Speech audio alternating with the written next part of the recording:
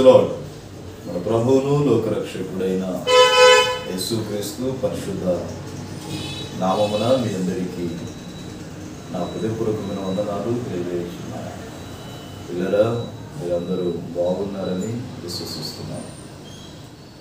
దేవుని వాక్యము మనలను ప్రతిదినము శుద్ధి చేస్తూ, ప్రతిదినము ఖండిస్తూ, ప్రతిరోజు మనల్ని పవిత్రపరుస్తూ ఉంటుంది.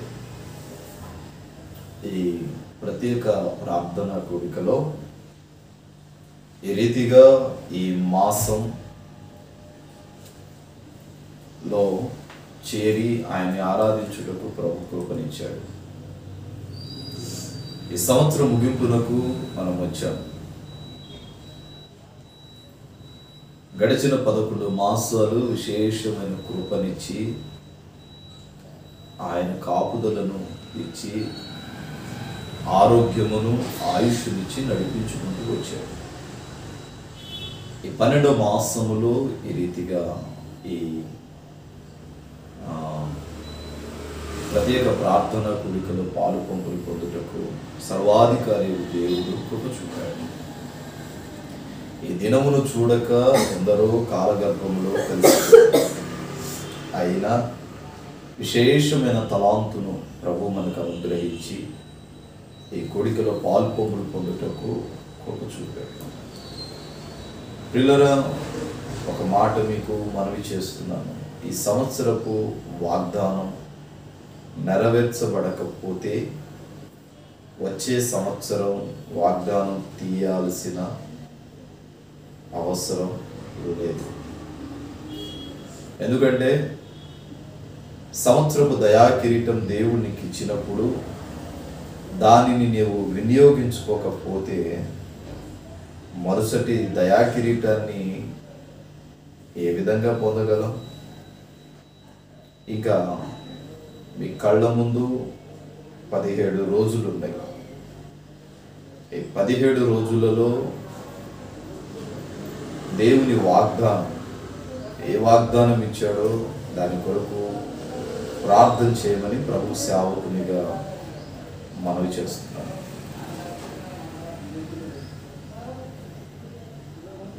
ఉపవాసాలుండి ప్రార్థించవచ్చు. సంవత్సరం అంతా తిని ఉంటాం. ఇయర్ ఎండింగ్లో ఈ వాగ్దానం నెరవేర్పుకు కొన్ని నిమిషాలు, కొన్ని రోజులు ఉపవసించుకొని ప్రార్థన చేసుకోవచ్చు. గడిచిన పాతదైన చెత్త చెదారం లోపల ఉంచుకోకుండా ఓ నూతన సంవత్సరంలో అడుగు పెట్టేటప్పుడు ఓ విశిష్టమైన అభిషేకంతో అడుగు పెట్టాలని మనవి సేవకుడిగా తెలియజేస్తున్నాను. ఈ మాసంలో, ఈ వారంలో మిగిలిన ఈ రోజు నుంచి నేను మీకు నా షెడ్యూల్ని తెలియజేస్తాను. 14, 15 తారీఖులు అనగా రేపు, ఎల్లుండు నేను పిడుగురాళ్ళలో ఉంటాను. 16 వరంగల్లో ఉంటాను. 17 ఆదివారం, 18 గుంటూరులో ఉంటాను. 19 గుంటూరులో, 20వ తారీఖు కూడా గుంటూరులో. ఇంచుమించు 24వ తారీఖు దాకా నేను గుంటూరులోనే ఉంటాను. లోకల్ మీటింగ్స్ ఉన్నాయి. 25 క్రిస్మస్ ఆరాధన, 26, 27, 28 3 దినాలు హైదరాబాద్ ప్రాంతం సంఘ క్షేమాల కొరకు ఉపవాస ప్రార్థనలు జరుగుతాయి. 29, 30, 31 గుంటూరు ప్రాంతంలో ఇయర్ ఎండింగ్ ఫాస్టింగ్ ప్రేయర్స్ జరుగుతాయి. 31 రాత్రి వాచ్ నైట్ సర్వీస్ ఉంటుంది. పగలు ఆదివారపు ఆరాధన, ఉపవాస ప్రార్థన ముగింపు ఉంటుంది. వాచ్ నైట్ సర్వీస్లో క్రొత్త పాట విడుదలవుతుంది. అలాగే మీ అందరి కుటుంబాల కొరకు నేను ప్రార్థన చేస్తాను. వాగ్దానాలు ఉంటుంది. యథావిధిగా 1వ తారీఖు ఆరాధన ఉంటుంది. కేక్ కటింగ్ ఉంటుంది. ఇవన్నీ మీకు తెలిసిందే. కనుక ఈ 17 రోజుల్లో మీకు ఖాళీ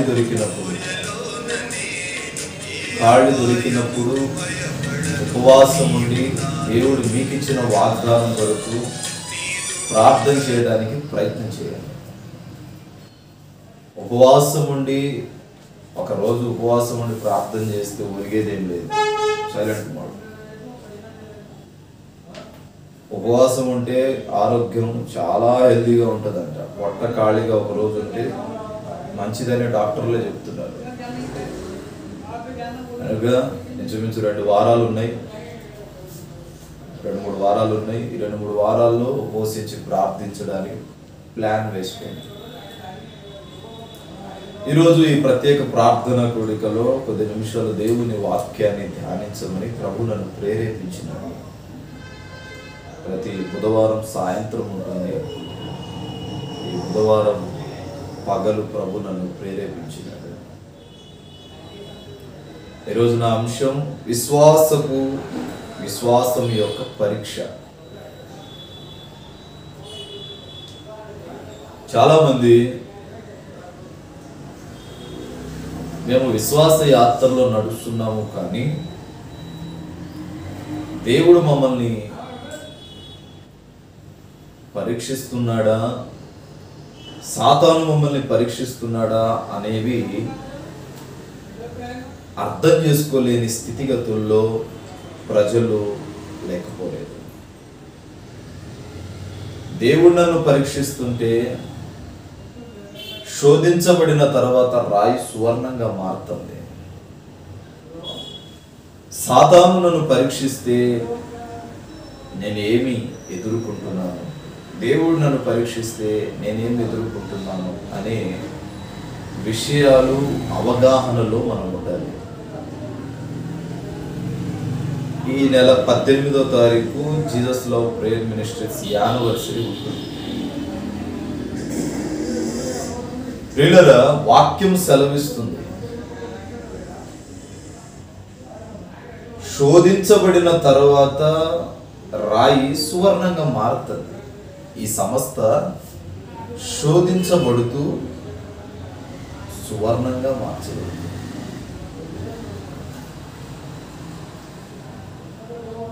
కష్టాలుంటాయి, బాధలుంటాయి, ఇబ్బందులుంటాయి, అవమానాలు ఉంటాయి. ఒక దైవ సేవకుని ప్రయాణాల వెనుక, జీవితం వెనుక ఎన్నో ఆటుపోట్లు ఉంటాయి.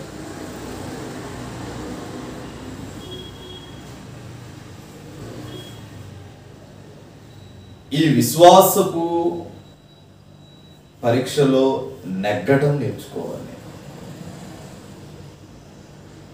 ఎప్పుడైతే మనం నెగ్గుతామో అప్పుడే దీవించబడతాము. ఎప్పుడైతే విజయాన్ని పొందుతామో అప్పుడు దీవెనకరంగా మార్చబడతాం.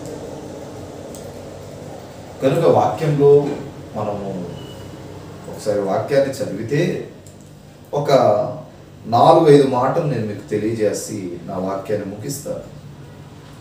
నాకు మళ్ళీ సాయంత్రం ప్రయాణం ఉంది. 4-5 మాటల్లో నేను వాక్యాన్ని ముగించేస్తాను. ఆదికాండం 22వ అధ్యాయం 1వ వాక్యాన్ని మనం చదివితే,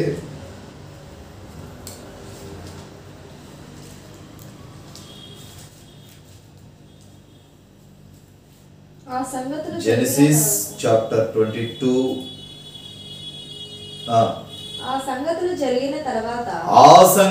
జరిగిన తరువాత దేవుడు అబ్రహామును పరిశీలించాడు. ఎట్లనగా ఆయన అబ్రహామా అని పిలవగా అతడు చిత్తము ప్రభువా అనెను. అప్పుడు ఆయన నీకు ఒక్కడవై ఉన్న కుమారుని అనగా నీవు ప్రేమిస్తున్న ఇస్సాకుని తీసుకొని మోరియా దేశానికి వెళ్ళి అక్కడ నేను నీతో చెప్పబోవు పర్వతములలో ఒక దాని మీద దహన బలిగా దాన్ని అర్పించుమని చెప్పాను. తెల్లవారైనప్పుడు అబ్రహాము లేచి తన గాడిదకు గంత కట్టి తన పనివారిలో 2 తన కుమారుడగు ఇస్సాకును వెంట పెట్టుకొని దహన బలి కొరకు కట్టెలు చీల్చి లేచి దేవుడు తనతో చెప్పిన చోటికి వెళ్ళాను. 3వ నాడు అబ్రహాము కనులెత్తి దూరం నుండి ఆ చోటు చూచి తన పనివారితో, మీరు గాడిదతో ఇక్కడనే ఉండుడి, నేను ఈ చిన్నవాడును అక్కడికి వెళ్ళి దేవునికి మ్రొక్కి మరలా మీ వద్దకు వచ్చేదమని చెప్పి దహన బలికి కట్టెలు తీసుకొని తన కుమారుడు ఇస్సాకు మీద పెట్టి తన చేతితో నిప్పును కత్తిని పట్టుకొని పోయెను. వారిద్దరు కూడి వెళ్ళుచుండగా ఇస్సాకు తన తండ్రి అయిన అబ్రహాముతో, నా తండ్రి అని పిలిచెను. అందుకతడు, ఏమి నా కుమారుడా అనెను. అప్పుడు అతడు, నిప్పును కట్టెలను ఉన్నవి గాని దహన బలికి గొర్రెపిల్ల ఏది అని అడుగగా, అబ్రహాము, నా కుమారుడా, దేవుడే దహన బలికి గొర్రెపిల్లను చూచుకొనని చెప్పాను. చాలు, కింద చదువుకుంటూ పోతే చాలా విషయాలు ఉంటాయి.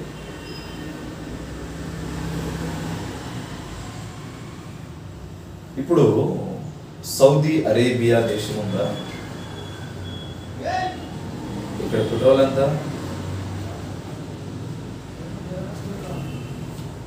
వాళ్ళకి పెట్రోల్ బావులే ఉంటాయి.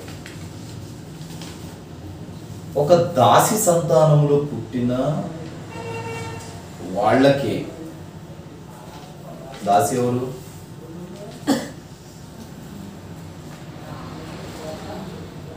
హాగర్ సంతానంలో పుట్టిన వాళ్ళే అంతలా దీవించబడుతుంటే, వాగ్దాన పుత్రుడకు యజమానురాలు కడుపున పుట్టిన మనం ఇంకెంత దీవించబడాలి? ఇస్సాకు ఎన్నో సంవత్సరంలో పుట్టాడు? 100వ సంవత్సరంలో పుట్టాడు. ఇప్పుడు ఇస్సాకు ఎన్ని రెట్లు దీవెన పొందాడు? 100 రెట్లు. ఇప్పుడు నువ్వెంత పొందాలి? అర్థమైంది నా ఫార్ములా?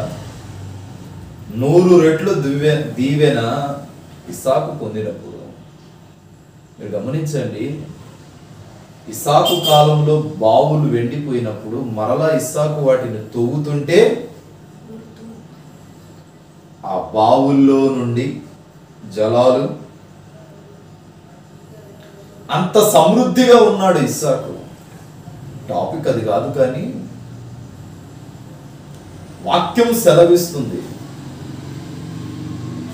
దేవుడంట 100 సంవత్సరాల వయసులో కూడా అబ్రహామును పరీక్షించాడు, పరిశోధించాడు.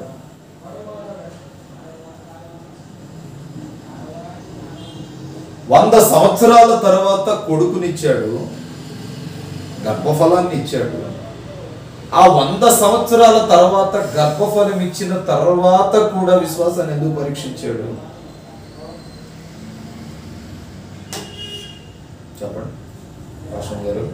నీకు కూతురు పుట్టింది, సేవకి ఇచ్చేయమంటే ఇస్తావా?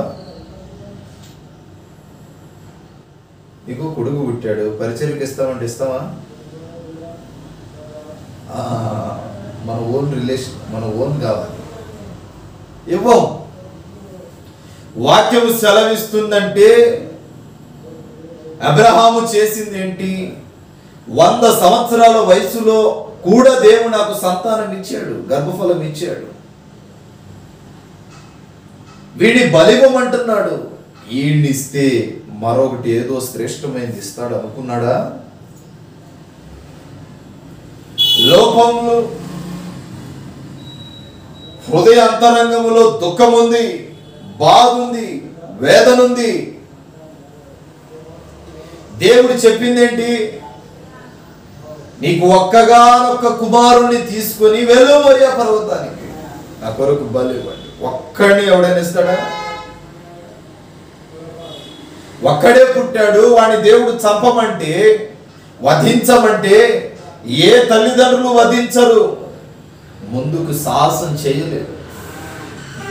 దేవుని మీద ఎదురుగా పోట్లాడటం చేస్తాం.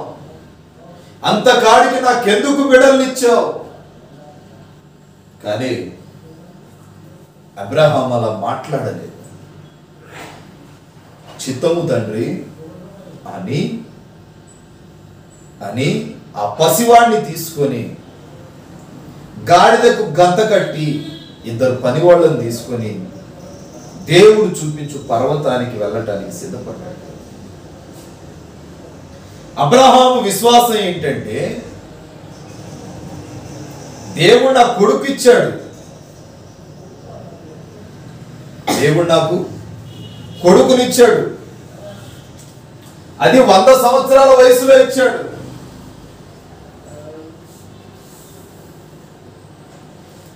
నా బాధలు చూసి ఇచ్చిన దేవుడు వీడిని నన్ను దూరం చేస్తాడా? చేయడు. అతని విశ్వాసం ఏంటంటే, నా దేవుడు బలిమంటున్నాడు కానీ నా దేవుడు నా కొడుకుని బలి ఇవ్వడు. ఎందుకో 100 సంవత్సరాల వయసులో ఇచ్చాడు. ఇచ్చినోడు మళ్ళీ లాక్కుంటాడా?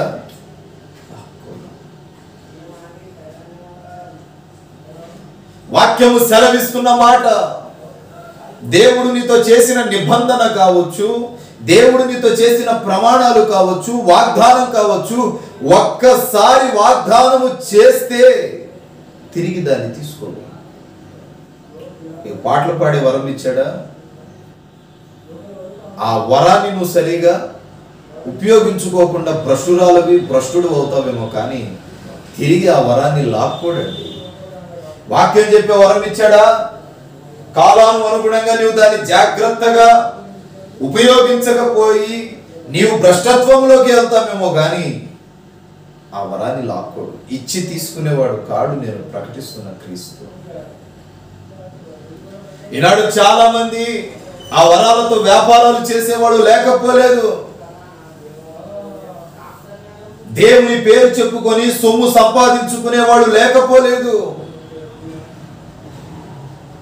ఎక్కడ వీళ్ళ విశ్వాసం, వీళ్ళు ప్రార్థన చేస్తే మేలు జరుగుతుంది, వీళ్ళు ప్రార్థన చేస్తే ఆశీర్వాదం జరుగుతుంది, కానీ పరలోకమందు తీర్పులో వీళ్ళు నిలబడతారు.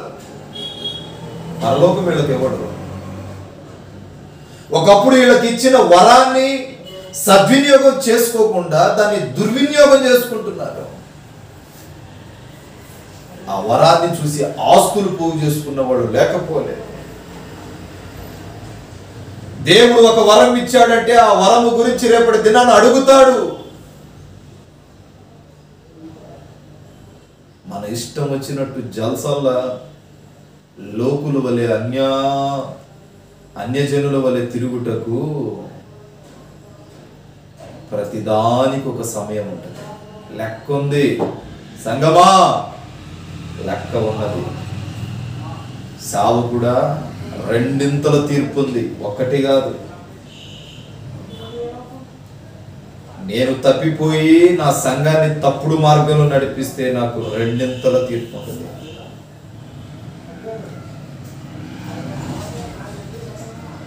ఇక్కడ అబ్రహాము యొక్క విశ్వాసం ఏంటి? ఆ దేవుడు నాకు పిల్లల్నిచ్చాడు, కొడుకునిచ్చాడు, ఇస్సాకునిచ్చాడు, వాడిని మళ్ళీ నా సన్నిధికి ఇచ్చేయమంటున్నాడు. పోదా, ఏది జరిగితే అదే జరుగుతుంది. ఎలా బానిసలను ఇద్దరిని తీసుకొని పనివాళ్లను గాడిదకు గంత కట్టుకొని ప్రయాణమయ్యాడు అరణ్య మార్గానికి. వెళ్ళాడండి.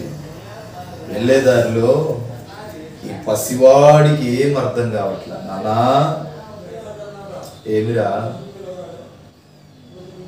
బలివ్వటానికి అన్నీ ఉన్నాయి కానీ గొర్రెపిల్ల ఏది అంటే దేవుడే చూసుకుంటాడు అన్నాడండి.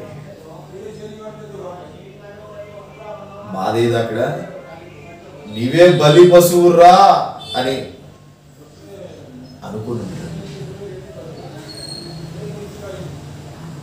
తట్టుకోగలడా? నీవే బలి పశువురా. మన పరమ తండ్రి కూడా, పరమ తండ్రి తన కుమారుడైన యేసుక్రీస్తు ప్రభువును వధించబడే గొర్రెపిల్ల బలి పశువుగా మన పరమ తండ్రి బలి అర్పించడానికి వచ్చినప్పుడు, దేవదూతను వెంట పెట్టుకుని వచ్చినప్పుడు, దేవదూతను వెంట పెట్టుకుని వచ్చినప్పుడు తన కుమారుడైన క్రీస్తును బలివ్వటానికి మన పాపాల కొరకు తను బలి పశువు అయినట్టే ఇస్సాకు అడుగుతున్నాడు, డాడీ అన్నీ ఉన్నాయి, మరి బలి పశువులే, గొర్రెపిల్లది అంటే దేవుడే చూసుకుంటాడు. కొండ ఎక్కుతున్నప్పుడు అడిగాడు, దేవుడే చూసుకుంటాడు. కట్టెలు పేర్చేసి కట్టెల మీద వాడిని పరులు పెట్టినప్పుడు ఆ తండ్రి దుఃఖపడలేదంటారా? ఆ తండ్రి వేదన పడలేదంటారా? అబ్రహాముకి బాధ కలగలేదంటారా? ఒక్క కొడుకుని నా చేతులారా నేనే చంపుకోబోతున్నానని దుఃఖం లేదా? కానీ దుఃఖము కంటే అత్యంత విలువైన విశ్వాసం అబ్రహాముకుంది. అదేంటంటే, నా దేవుడు ఇచ్చి మళ్ళీ తీసుకోడు. కత్తెత్తాడు, పరలోకము నుండి ఒక స్వరం వినబడుతుంది, ఆకాశము నుండి, అబ్రహాం నీ విశ్వాసం ఎట్టిదో పరీక్షించుటకే ఈ బలి. ఏంటి? కొడుకు పుట్టిన తరువాత వాడి లాలల్లోనే వాడితో టైం స్పెండ్ చేయడానికే నువ్వు ఎక్కువ ప్రయత్నిస్తున్నప్పుడు నేను నీకు గుర్తున్నానో లేదో అని వాడిని బలివ్వమన్నా. పిల్లరా, అబ్రహాం దుఃఖపడ్డాడు. 100 సంవత్సరాల ప్రాయంలో కూడా నన్ను ప్రేమించి కొడుకునిచ్చావే, నిన్నెట్ట మరుస్తా ప్రభు? ఎత్తిన కత్తి దించకుండా పొదలో గొర్రె పిల్లుంది, లాగిదాన్ని నరుకు, బలివు అన్నాడు. ఆ రోజుల్లో కత్తి ఎత్తితే దించకూడదు. దించాము అంటే ఆ కత్తి ఎవరితో ఒకరి చావును కోరుతూ ఉంటది. మీరు గమనించండి, ఎత్తైన పర్వతం మీద పొదలో, అంత పొదలో గొర్రెపిల్ల ఎట్టా ఉందండి?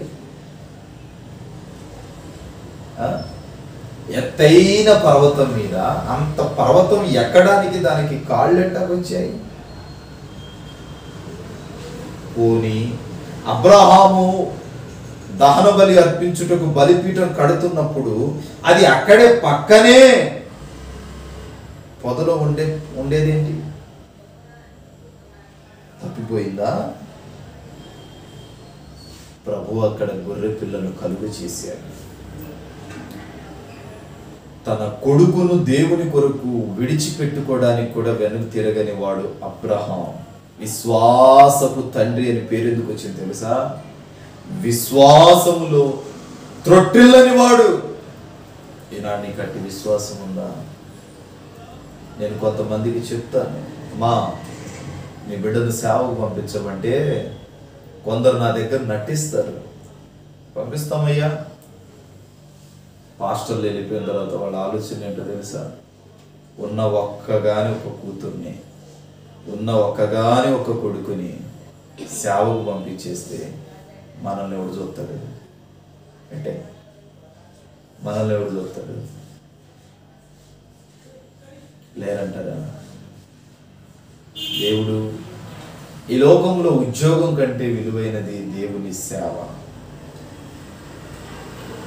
ముఖ్యమంత్రి కావచ్చు, ప్రధానమంత్రి కావచ్చు, రాష్ట్రపతి కావచ్చు, న్యాయమూర్తులు కావచ్చు, డాక్టర్లు కావచ్చు, కలెక్టర్లు కావచ్చు, వచ్చి లొంగేది ఒక సేవకుడికే. ఏ కష్టం వచ్చినా సరే వచ్చేదాడికి దేవుని సేవ. మరి ఈ చిల్లర ఉద్యోగాల కంటే ఇది బెటరా, అది బెటరా?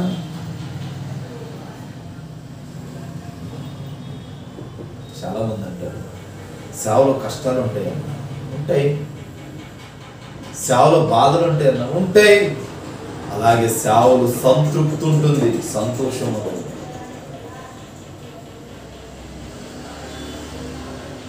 బాధలున్నా, కష్టాలున్నా, వేదనున్నా, అవమానాలున్నా, నిందలున్నా నా దేవుడు మాతో ఉన్నాడు అన్న తృప్తి ఉంటుంది.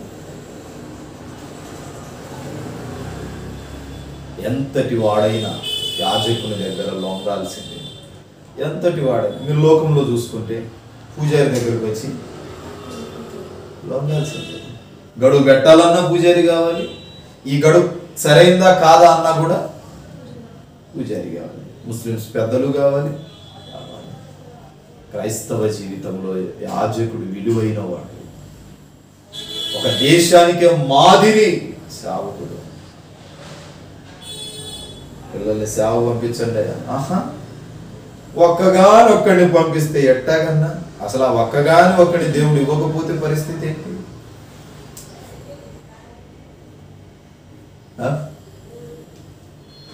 దేవుని సేవకు మించిన సేవ లేనే. నన్ను ఒకరోజు అన్న మాటలు ముందుకు నడిపిస్తాను. ఒకరోజు కొంతమంది అడిగారు, ఏమనంటే, బాబు ఏం చేస్తున్నావు? నేను పాస్టర్ గారినండి. పాస్టరా?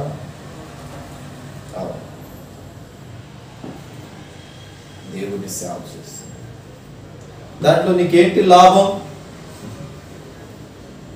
లాభం జాబ్ చేస్తున్నావా? లేదు, సేవ చేస్తున్నా. సేవ అని తక్కువ చేసి మాట్లాడాడు. అప్పుడు అన్నా, నేను కూడా ఉద్యోగం చేస్తున్నా. నా జీతం ఎంత తెలుసా? ఒక నెలకి 1,00,000 రూపాయలు. ఎంత? 1,00,000. 25% ఈ లోకం అయితే 75% పరలోకం. అర్థం కాదు ఆయనకి. నేను ఇక్కడ పని చేస్తే అక్కడ నేను పని చేయాల్సిన అవసరం లేదు. మీరు ఇక్కడ పని చేస్తే మీరు అక్కడ పని చేస్తారు. నేను ఉదయం ఒక ఉద్యోగం చేసేవాడు ఉదయం 9 గంటలకు వెళ్ళి సాయంత్రం 5 వస్తాడు. వాడికి మనశ్శాంతి ఉండదు. కొన్నిసార్లు అర్ధరాత్రులు అపరాత్రులు వెళ్తాయి, వాడికి మనశ్శాంతి ఉండదు. వస్తాడు, భార్యను చూసుకుంటాడు, పిల్లలు చూసుకుంటాడు, ఉదయాన్నే లెగుస్తాడు, తింటాడు, కాసేపు పడుకుంటాడు, తింటాడు, వెళ్ళిపోతాడు. వాడు ఎక్కడి గురించి ఆలోచించాడు. నాకు ఒక షెడ్యూల్ ఉంటుంది, ఉదయాన్నే లెగుస్తాను. ఉద్యోగస్తుడు వెళ్ళినట్టు 9 గంటలకు నేను కూడా నా పనికి వెళ్ళిపోతా. నా పనికి వెళ్ళిపోయిన తర్వాత ఉద్యోగస్తుడు ఇంటికి వచ్చే టయానికే నేను ఇంటికి వస్తా. నేను జాబ్ చేస్తున్నాను. ఆ ఉద్యోగం చేసేటప్పుడు మరలా నాకు సాయంత్రం డ్యూటీ ఉంటుంది, నేను వెళ్తా వచ్చేస్తా. నాకు సేవలో సంతోషం ఉంది, వాడికి ఉద్యోగంలో సంతృప్తి లేదు, సంతోషం లేదు, సమాధానం. నేను కంపెనీ మారా. మీరు లోకనాథుల దగ్గర ఉద్యోగాలు చేస్తున్నారు, లోకాన్ని సృజించిన దేవుని దగ్గర నేను జాబ్ చేస్తున్నాను. రేపటి దినాన ప్రయారిటీ నీకా నాకా? వాక్యం సెలవిస్తుంది, అబ్రహాం నీకొక్కగా ఒక కొడుకును తీసుకొని పో. ఒక్కగాని ఒక కొడుకును తీసుకొని నేను చూపించు పర్వతం మీదకి వెళ్ళి బలి అర్పించరా అంటే వెనుదిరగలేదండి అబ్రహాం. వెనకడుగు వేయలా. ఈరోజు దేవుడు మీ పిల్లలను, మీ విశ్వాసాన్ని పరీక్షించడానికి ఎన్నో మార్గాలు ద్వారా పరీక్షిస్తున్నాడా? ఆ విశ్వాసంలో నీవు నగ్గాలి, విశ్వాసమందు నిలబడాలి. ఆ విశ్వాసం నీకు మంచే అని యోచించాలి. ఎబ్రీ పత్రికలో మీరు చదివితే 11వ అధ్యాయం 13వ వచనములో విశ్వాసుల యొక్క జాబితా ఉంటుంది.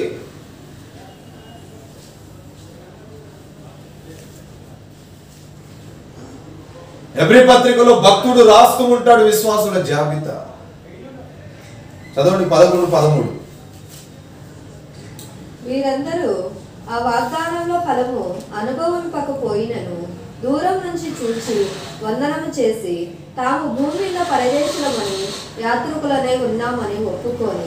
మీరు ఏ వాగ్దానం? ఆనాడు ఇస్సాకుతో చేసిన వాగ్దానం, ఆనాడు అబ్రహాముతో చేసిన వాగ్దానాన్ని మీరు ఒకవేళ చూడకపోయినా విశ్వసించి ఉండండి. పరదేశులము మేము, యాత్రికులము, క్రీస్తు బిడ్డలమని మీరు విశ్వాసం ఉంచి ఉండండి. మీ ఫలాన్ని మీరు పోగొట్టుకున్నారు. నా యందు విశ్వసించువాడు, విశ్వాసముంచువాడు తన ఫలాన్ని తాను పోగొట్టుకోడు అని లేఖనాలు సెలవిస్తుంది. నీకేం కావాలని ప్రభువుని అడుగు, విశ్వసించు. నేను పొంది ఉన్నానని నమ్ము, దేవుడు నిన్ను దీవిస్తాడు. విశ్వాస యాత్రలో నమ్మకంగా ఉండాలి. వేషధారుల వలె కాదు, నమ్మకస్తులై ఉండాలి. ఒకటి, అబ్రహాము విశ్వాసపు పరీక్ష. అబ్రహాము తన బిడ్డను దేవుని కొరకు బలర్పించడానికి కూడా సిద్ధపడ్డాడు. రెండవ మాట, యోబు గ్రంథం 23వ అధ్యాయం 10వ వాక్యం.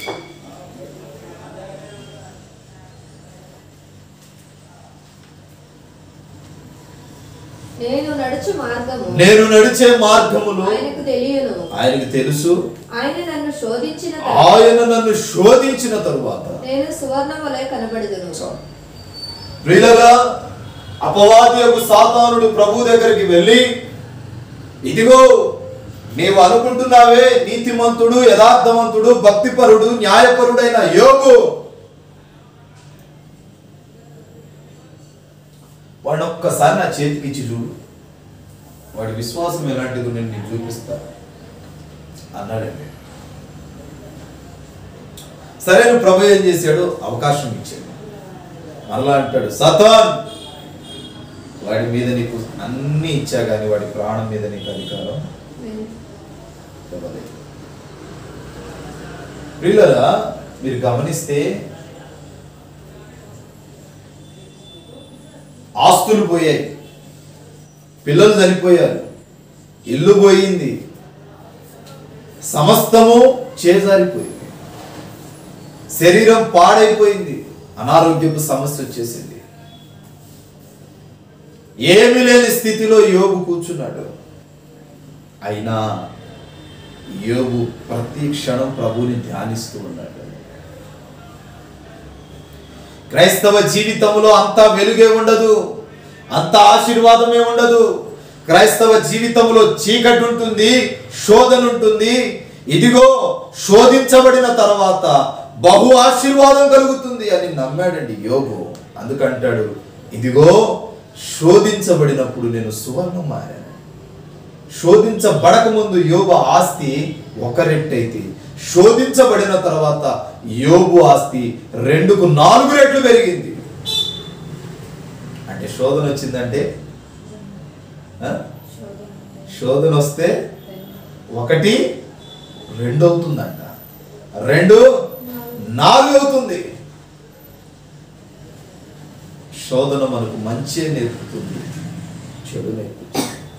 శోధనలో ప్రభువుకు చేరువ అవుతాం, దగ్గర అవుతాం, ఆయన సన్నిధిని విడిచిపెట్టకుండా దగ్గర అవుతాం. ఆ శోధనలో ఇదిగో నీ యొద్ద నటించేవాడు నీ నుండి దూరం అయిపోతాడు, నీవు మాత్రం ప్రభువుకి దగ్గర అవుతావు. అది దేవునితో వ్యక్తిగతంగా మాట్లాడుకునే సమయం. శోధన రానన్నన్ని రోజులు బిజీ అని తిరుగుతుంటావు. శోధన వచ్చినప్పుడు ఎన్ని బిజీ పనులు వచ్చినా వాటికంటే ప్రభుతో గడిపితే బాగుండు అన్న సమయం. ప్రియులారా, యోబు అంటాడు, శోధించబడిన తర్వాత నేను ముత్యములాగా మారాను, సువర్ణములాగా మారాను. ఈ విశ్వాసములకు కలుగు పరీక్ష నాకు మేలే, కీడేం చేయట్లా. ఇప్పుడు మీరు నమ్మాలి, మీకు కలుగుతున్న శోధన మేలుకే. తినటానికి కూడు లేదా? ఇస్తాడు దేవుడు, కొంత టైం పడుతుంది. తినటానికి కూడు లేదా? కట్టుకోవడానికి బట్టలు లేవా? ఇస్తాడు, టైం పడుతుంది. ఏమీ లేవు అనుకుంటున్నావా? అన్ని సక్రమైన సరైన కోణంలో నా ప్రభు ఇస్తాడు. శోధించబడిన మీదట నేను సువర్ణమై మారేదను. శోధించబడిన మీదట నేను సువర్ణమై మారేదను. హల్లెలూయా హల్లెలూయా హల్లెలూయా ఆమేన్. నువ్వు వెళ్ళే మార్గాన్ని దేవుడు ముందుగానే సరిచేస్తాడు. కనుక విశ్వాసులైన మీతో చెప్పే మాట, కష్టాలు వచ్చాయని బాధపడకండి, నిందలు వచ్చాయని బాధపడకండి, అవమానాలు వస్తున్నాయని బాధపడకండి. నా దేవుడు నా పక్షమై ఉన్నాడు అన్నాడు. శోధించబడిన తర్వాతే సువర్ణంగా మారుతాం. చచ్చిపోవాలి అన్నంత శోధన కలుగుతుంది. ఆ టైంలో ప్రభు కొరకు బ్రతకాలి అని ఒక వైరాగ్యం చేసుకోవాలి. మూడో మాట, జకర్యా గ్రంథం 13:9.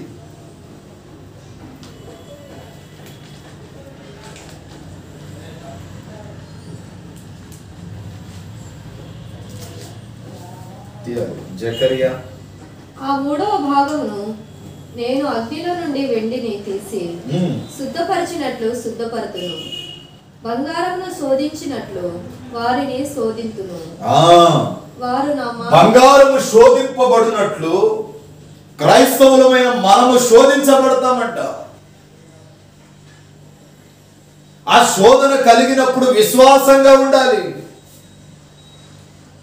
కొలిమిలో కాల్చబడిన పుటము వలె, కొలిమిలో కాల్చబడిన బంగారము వలె క్రైస్తవుడా నీకు శోధన కలుగుతుందని లేఖనాలు సెలవిస్తున్నాయి.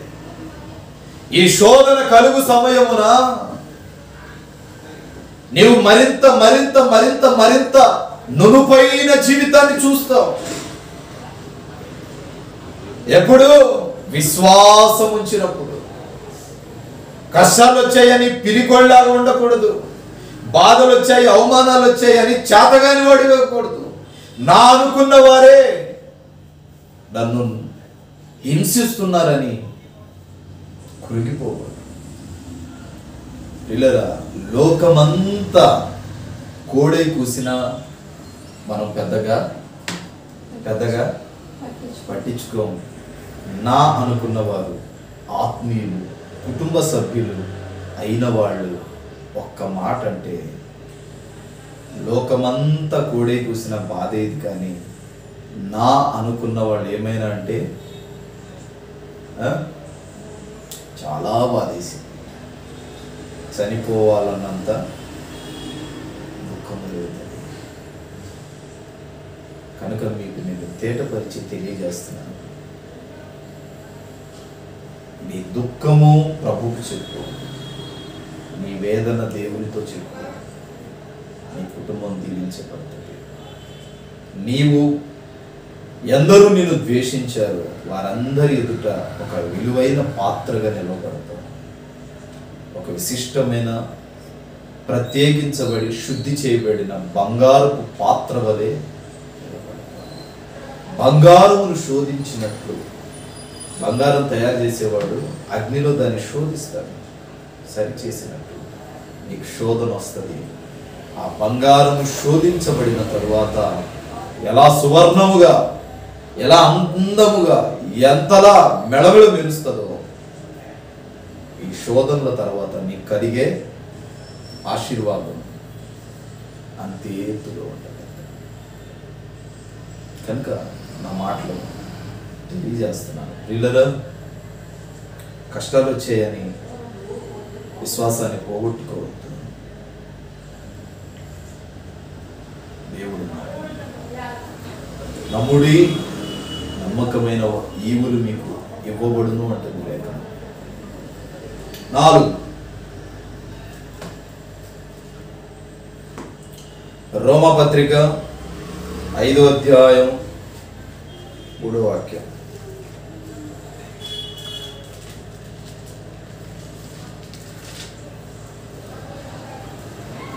అంతేకాదు శ్రమ ఓర్పును, ఓర్పు పరీక్షను, పరీక్ష నిరీక్షణను కలుగజేయనని. శ్రమ ఓర్పును, ఓర్పు పరీక్షను, పరీక్ష నిరీక్షను కలుగ చేస్తుంది. స్కూళ్ళల్లో పరీక్షలు ఎందుకు పెడతాం?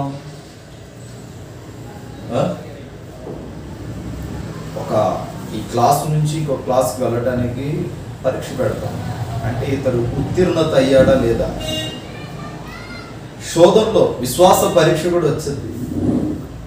అంటే విశ్వాస పరీక్ష ఎందుకు వచ్చిందంటే వీళ్ళు ఆధ్యాత్మిక స్థితిలో ఉన్నారా లేరా అనే దానికి విశ్వాస పరీక్ష ప్రభు పెడతారు. ఓర్పు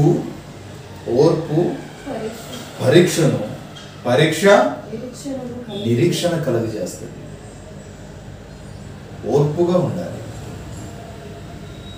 ఎదుటోడి నేను అరిసినా, నీ గురించి తప్పుడు ప్రచారాలు చేసిన ఒకానొక రోజు వాడు తెలుసుకుంటాడు. ఒకానొక రోజు ఆమె తెలుసుకుంటది. ఓర్పుగా ఉండు. ఆమె చెప్పినప్పుడు విన్నవారు రేపటి దినాన నీవు నిలబడిన తర్వాత నువ్వు చెప్పేది కూడా వింటారు కదా. ఓర్పుగా ఉన్నప్పుడు నీకు ఒక టైం ఇస్తాడు దేవుడు. ఆ టైంలో నీవు దీవించబడతావు. నీవు చెప్పేది కూడా లేఖన సత్యం ప్రకారముగా నీ మొర కూడా దేవుని సన్నిధికి చేరుతుంది. ఒక టైం. ఓర్పు పరీక్ష. ఓర్పుగా సహనముతో ఏమీ మాట్లాడక మౌనంగా ఉంటే అది నీకు రెట్టింపు దివ్యను తీసుకొస్తుంది. వాడు నా గురించి తప్పుడు సమాచారం ఇస్తున్నారని నీవు ఓర్పును కోల్పోయి మాటకు మాట, తూటానికి తోట ఏర్పడితే నీ జీవితంలో ఏనాటికి నీవు జయ జీవితాన్ని పొందజాలవు. 4వ మాట. 5వ మాట. యాకోబు పత్రిక 1వ అధ్యాయం 2వ మాట. విశ్వాసమునకు కలుగు పరీక్ష. చదువు. యాకోబు పత్రిక. దేవుడు కీడు విషయమై శోధింపబడనేరడు. దేవుడు కీడు విషయమై శోధింపబడనేయడు. ఆయన ఎవరిని శోధింపడు. ఆయన ఎవరిని శోధించడు. కనుక ఎవడైనా శోధింపబడినప్పుడు నేను దేవుని చేత శోధింపబడుచున్నానని అనకూడదు. ప్రతి వాడును తన స్వకీయమైన దురాశ చేత ఈడవబడి మరలు కొల్పబడిన వాడై శోధింపబడును. ఇక్కడ మనకు ఏదైనా కష్టము, శోధన, సమస్య వస్తే దేవుడి మీద అత్తం నింద. ఆయన ఏమన్నాడు కదా, సాతాను గాడు అంటే మళ్ళీ ఎక్కువ. ఇప్పుడు పుండు మీద కారం చల్లితే ఏమైంది? మండుతుంది. యేసు ప్రభు ఏమన్నాడు కదా, ఐసులా అంటాడు కదా. ఐస్, పుండు మీద ఐసు గడ్డ పెడితే చల్లగా ఉంటుంది. ప్రతోడు ఏదైనా కష్టం వచ్చినా, సమస్య వచ్చినా, బాధ వచ్చినా, ఇబ్బంది వచ్చినా, వేదన వచ్చినా, ఏదైనా శోధన వస్తే ఏం చెబుతాం? దేవుడు నన్ను పరీక్షిస్తున్నాడు. అట్లా ఈ మాట అనకూడదు. సాతాను నిన్ను శోధిస్తున్నాడు. సాతాను నిన్ను శోధిస్తున్నాడేమో. విశ్వాసమునకు కలుగు పరీక్ష మేలుకే, అదే మాట. 1 పేతురు 4:12 కూడా ఒక మాట ఉంటుంది. అగ్ని వంటి మహాశ్రమలు మీకు కలిగినప్పుడు మీరు విశ్వాసములో నమ్మకమైన వారే ఉండాలి. 1 పేతురు 4:12 అగ్ని వంటి శ్రమలు వస్తాయి. నిన్నెక్కడ గెలవనివ్వకుండా కష్టాలు వస్తాయి. నేనెక్కడ నిలబడనివ్వకుండా నిన్ను త్రోసివేసే శ్రమలు వస్తాయి. అప్పుడు కూడా నీవు నీ విశ్వాసాన్ని కోల్పోవద్దు. చదవండి ఒకసారి. ప్రియులారా, మిమ్మల్ని శోధించుటకు మీకు కలుగుచున్న అగ్ని వంటి మహాశ్రమను గూర్చి మీకేదో ఒక వింత సంభవించినట్లు సంభవిస్తుంది. ప్రాణమే పోవచ్చేమో. నీ కలిగిన వాటన్నిటినీ పోగొట్టుకోవచ్చు. యోషోబుకు వచ్చినట్టు నీకు శోధన రావచ్చు, శ్రమలు రావచ్చు, కష్టాలు రావచ్చు, నిందలు కలగవచ్చు, అవమానాలు నీ వాళ్ళే నిన్ను వెలివేయవచ్చు, నీ వాళ్ళే నిన్ను త్రోసివేయవచ్చు, అమ్మివేసేవచ్చు.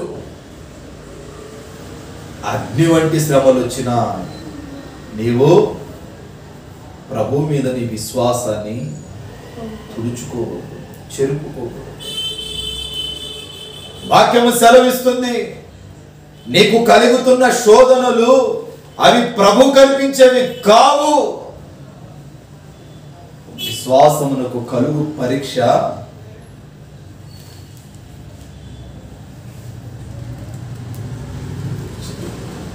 అట్టిమంటది. నీ విశ్వాసం నీకు ధైర్యమును, సమస్యలు వచ్చినప్పుడు ఇది అనుకోండి, నా విశ్వాసం నాకు ధైర్యం పుట్టించట్లేదు. సమస్యలు వచ్చినప్పుడు ఈ మాట అనుకోండి, విశ్వాసంలో నేను చేజారిపోయానా, పనికిమాలినోడిగా మారిపోతున్నానా, బలమైన దృఢ సంకల్పపు విశ్వాసంగా నేను నడవాలి, నిలబడాలి. విశ్వాసం, నా భక్తి నన్ను ధైర్యం పుట్టించట్లేదండి. ఎవరి భక్తి ఎవరికి ధైర్యం పుట్టించదో వారే మరణాన్ని కోరుకుంటారు. దేవునితో నీవు పెనవేసుకునే అనుబంధాన్ని కలిగి జీవిస్తే నీ విశ్వాసం నీకు ధైర్యాన్ని పుట్టిస్తుంది. ఎంత పెద్ద శోధన సమస్యలు వచ్చినా వాటి నుండి నీవు తప్పిపోగలుగుతావు. మీరు గమనించండి, ఇప్పుడు సముద్రంలో ఒక రాయి ఉంది, పెద్ద పెద్ద అలలు వస్తాయి. అలలు వచ్చినప్పుడు ఆ అలల తాకిడికి రాయి కొట్టుకొని పోతుందా? ఆ అలలు ఈ రాయి మీద నుంచి ఏమవుతాయి? వెళ్ళిపోతుంది, ఉప్పొంగిపోయి పోతాయి. నీ జీవితంలో కష్టాలు వస్తాయి, అవి కూడా అలలు వంటి శ్రమలు వచ్చినప్పుడు, అలలు ఏ మీద అయితే రాయి మీద పడి వెంటనే కిందకు దిగజారిపోతాయో, నీ మీద ఏదైనా శోధనలు వచ్చినప్పుడు నీ విశ్వాసంగా ఉంటే అవి ఎటు వెళ్ళిపోతున్నాయో కూడా నీకు అర్థం కాదు. 7వ మాట చెప్పి ముగిస్తాను. 1 పేతురు 1:7. 1 అబ్రహాము విశ్వాసము అతనికి ధైర్యం పుట్టించింది, కనుకనే తన కుమారుని బ్రతికించుకున్నాడు. 2 యోబు అంటాడు, శోధించబడిన తర్వాత నేను సువర్ణంగా మారాను, అది నా విశ్వాసం అన్నాడు యోబు. 3 జకరియా అంటాడు, ఇదిగో బంగారమును శోధించున్నట్లు ప్రభు నన్ను శోధించాడు, సాతానును శోధించాడు, కానీ నేను దేవుని మీద విశ్వాసాన్ని కోల్పోలేదు అన్నాడు. 4 పౌలు అంటాడు, ఇదిగో ఓర్పునకు పరీక్ష ఉంటుంది, పరీక్షకు సహనం ఉంటుంది. ఇదిగో నేను నాకు కలిగిన సమస్యలప్పుడు ఓర్పుగా ఉన్నా, ఎవరి మీద తిరుగుబాటు చేయలా, నా ప్రభు యందు విశ్వాసం ఉంచాను, ఇది వీటి నుండి విడిపింపబడ్డాను. 5వది యాకోబు అంటాడు, యేసు ప్రభు యొక్క తమ్ముడు యాకోబు అంటాడు, విశ్వాసమునకు కలుగు పరీక్ష మంచిదానికే, మేలుకే.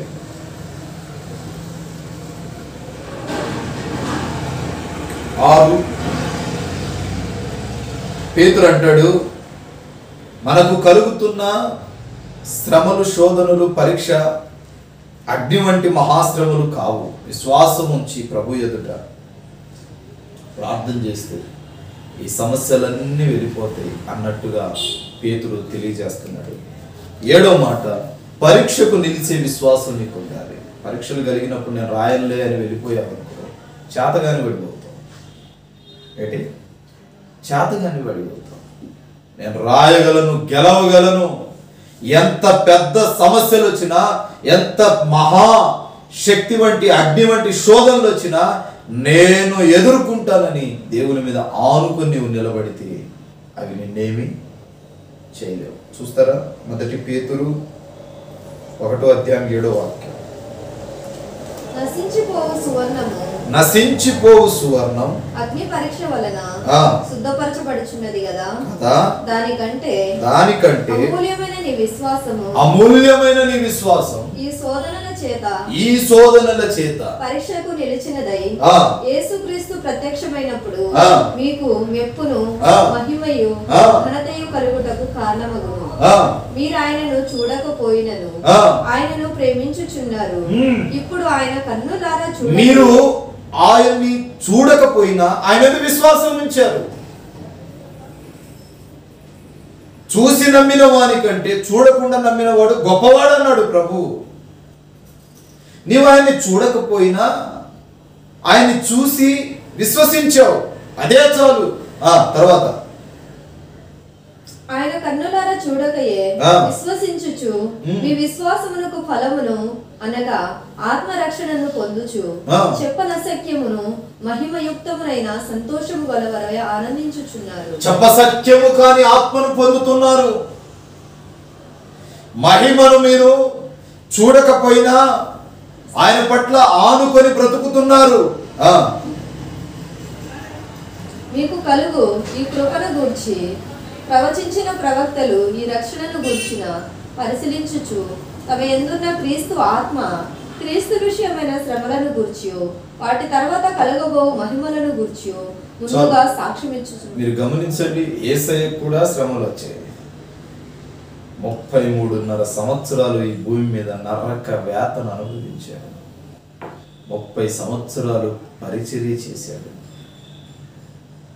3.5 సంవత్సరాలు వాక్యాన్ని బోధించాడు. నేర్చుకున్నది 30 సంవత్సరాలు, బోధించింది 3.5 సంవత్సరాలు. ఆ 3.5 సంవత్సరాలలో సిలువకు అప్పగింపబడ్డాడు.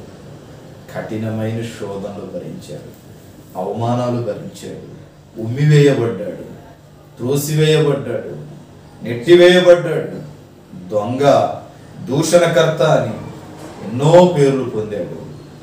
అతడు మరణించిన తరువాత శోధింపబడ్డాడు కదా, శోధింపబడిన తరువాత మృత్యుంజయుడుగా తిరిగి 2 పాళ్ళ అభిషేకంతో ఉంది. శోధింపబడిన తర్వాత రాయి సువర్ణమవుతుంది. నీవు శోధించబడిన తరువాత సువర్ణంగా మారుతావు. కనుక ఒక మాదిరి పురుషుడు, మాదిరి కర్త, మాదిరికరమైన జీవితాన్ని చేయటం నువ్వు ప్రారంభిస్తే యేసయ్య అంటాడు, నేను జీవితాన్ని కడతాను, నీ బ్రతుకును కడతాను. నేను త్రోసివేయుటకు నేను మనిషిని కాదు నరుడను, నరుణ్ణి కాను, నరుని శక్తి ధరించిన వాడిని కాను, నేను పరిశుద్ధుడను, నీవు పరిశుద్ధునిగా ఉండాలని నువ్వు ప్రయాసపడుతున్నానని తేటపరిచిన దేవుడు సెలవిస్తున్నాడు. నీకెట్టి సమస్యలున్నా అవి కొంతకాలమే. బైబుల్ అంటది కొన్నాళ్ళు సమస్యలు ఉంటాయి, కొన్నాళ్ళు దుఃఖం ఉంటుంది, కొన్నాళ్ళు వేదన ఉంటుంది. ఆ తదుపరి మీకు విశ్రాంతి కలుగుతుంది. ఆ విధముగా విశ్వసించండి, విశ్వాసం ఉంచండి. ప్రభు తప్పక మన జీవితాల్లో, మీ జీవితాల్లో కార్యం చేయని దాకా మోకరించండి, ప్రార్థన.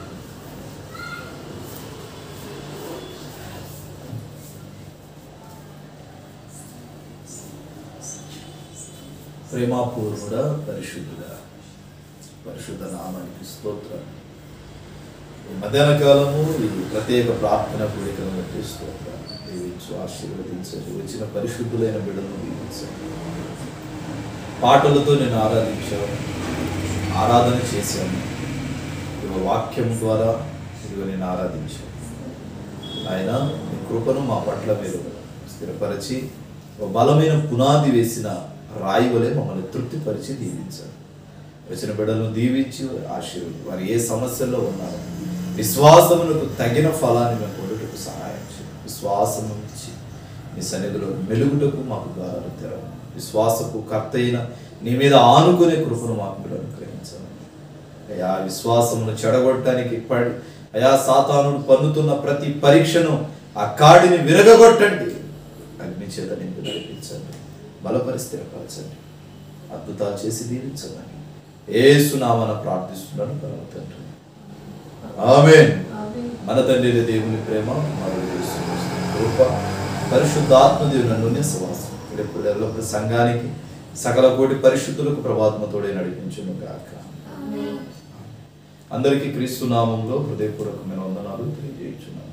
సమయంలో మీ హృదయపూర్వకమైన అర్పణలు ప్రభు సేవకు సమర్పించబడి ప్రభు పేరిట తెలియజేస్తున్నాను.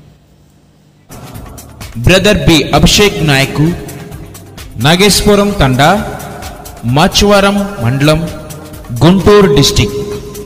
మా ఫోన్ నెంబర్ 7659018230.